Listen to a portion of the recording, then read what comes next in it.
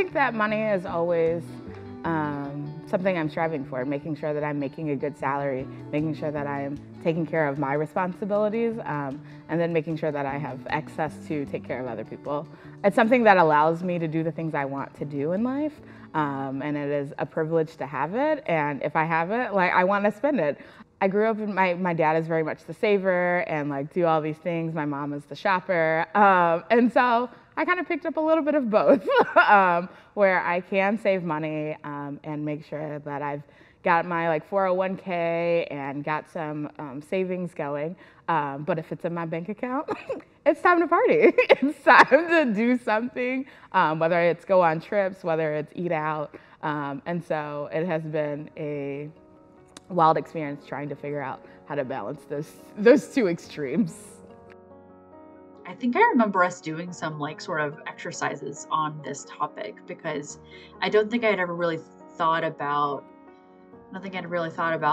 that question before those sessions. And what I learned, and what I'm continuing to learn as I do that work, is class identity was something that I struggled with and still am unpacking.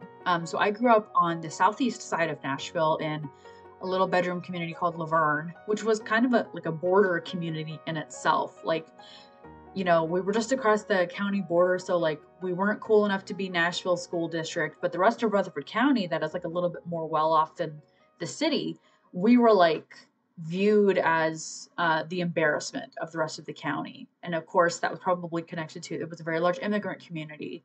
And so I grew up in this place of being in between these class identities. And then of course, Williamson County to the south, which is where my cousins lived, like they were the rich kids. So I definitely had this class identity of like, I'm not rich enough, I'm not poor enough, and my parents don't like to talk about money at all. I definitely learned skewed priorities from them. I would hear them say things all the time like, "Oh, we're poorer than church mice." I knew very much that like we don't live in the nice neighborhood. Our house looks like a trailer, but it's not a trailer. But we don't live in the trailer park. Like it was this weird thing. And the things that I would see my parents spending money on all the time were we would always have new computers, new phones, new cameras. They would replace their car every 5 years. But we never went to the doctor. We rarely would go to the dentist. Like I wouldn't have checkups a whole lot. I would only get new shoes once a year. And so a lot of times, like my clothes and my shoes were threadbare. Um, and we would like shop at Publix. Like my mom would just shop at a fairly expensive grocery store, buying whatever she wanted. And then we would get to the checkout, and then she would be stressed by how much it was, and my dad would be mad about it later. And so and the things that we ate, we did not eat quality food. And I know that like it makes sense to me now, like how odd that is, given how much like we were able to spend money on things like phones, but we didn't really spend money on good food. Like I regularly, like as a child, like the only things I ate were like ramen, Pop Tarts, Hot Pockets, a lot of frozen processed foods. And my nutrition was not good at all. That's kind of a larger discussion, but those are the things that I implicitly learned was like, these are the things worth spending money on. And these are the things that are not. Things like healthcare and good food. Those are not priority. The things that are priority are the things that make you look well off, basically, was what I learned. I also mentioned that my parents didn't talk about how much money they made. I still don't know how much money my dad makes. He's a federal employee. He works in IT. I have no idea what he makes. And I mean, to some extent, I don't need to know. But it also meant that I still don't have a barometer for, like, there's no yardstick to measure the income I make now. Like, the income I make now feels like a lot because I'm judging it against nothing, right? So I don't know. I'm still learning and I'm unpacking all of that.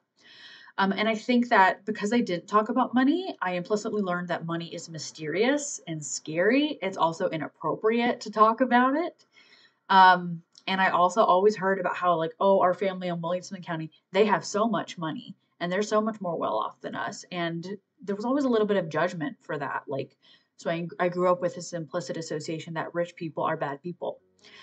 And that obviously was kind of reinforced in some church settings. especially like progressive Christian church settings that are very anti-capitalist, like that sort of association was kind of confirmed in those spaces. One thing I learned from that session was that money has more emotional component, a more emotional dimension that I wasn't aware of. And part of that emotion for me is the shame and guilt, actually. I remember in that session, I shared to another person that when I was young, I play guitar. And one time I had to buy a gadget called a capo, which will change where you're, it doesn't matter what it is, but yeah, it will do something to your guitar.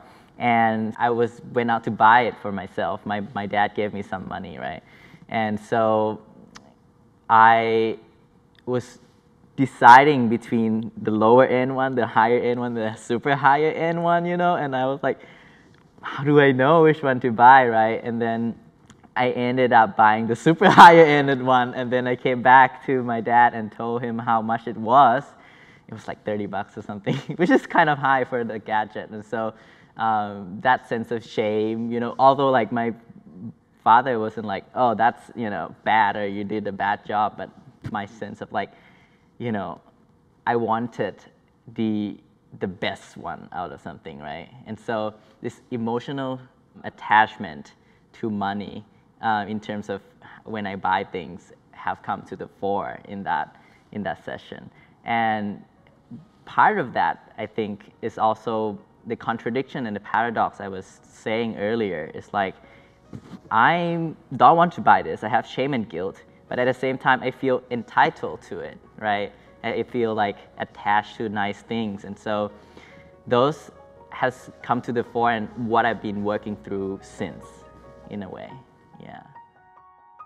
So growing up, my parents were divorced, and I spent a lot of time at both my mom's home and my dad's home. And they really had two different experiences about money. In my mom's house, I oftentimes would see my mom taking care of bills, writing her bills out, writing checks and sending those bills in. There might be times when there were things that myself or my brother wanted and we weren't able to access because there wasn't enough money to take care of that. My mom was a nurse, and she worked a lot of hours to try to provide for the household to ensure that we were able to live and to function, to have that which we needed. At my dad's house, I honestly never saw my dad deal with money. I never saw him pay bills. I never saw him balance a checkbook. I assumed that he did those things, but they weren't necessarily a part of my experience with him. And different than my mom, when I had need of things, my dad was able to get them relatively easily without a lot of delay or questions about whether we could or couldn't, we could afford or could not afford those things. And so I learned through observation, I guess I picked things up more proactively around my mom relative to managing money than I did my dad necessarily. Today, as a father of four myself, I would tell you that how I manage my finances looks a little bit like how my mom manages them, and a little bit like how my dad does. Even though I mentioned a moment ago I didn't really see his management style, the idea of being able to take care of things and be able to get what my kids need or what my wife wants or what I need without a lot of questions or regard to lack has been a very important thing for me. And so I want to make sure that I'm able to do that and my kids see that money is a resource and that it's not something that is scarce necessarily, and it's not something that we have to struggle for. At the same time, I am the person who will sit down and chase every single penny as I work to balance the checkbook to make sure I understand where every dollar has gone and that everything is accounted for. A lot of where I am today as an adult comes from, again, what I saw with my mom, some of that which I saw with my dad, but honestly, it also came with supervising folks in the Air Force and seeing younger airmen struggle economically and not understand the basics of how to manage money. And so for me, seeing their struggles and their challenges and getting to a place where I was able to coach younger airmen around their financial practices, really set me in a place where I wanted to make sure that struggle just wasn't a part of what my family would experience.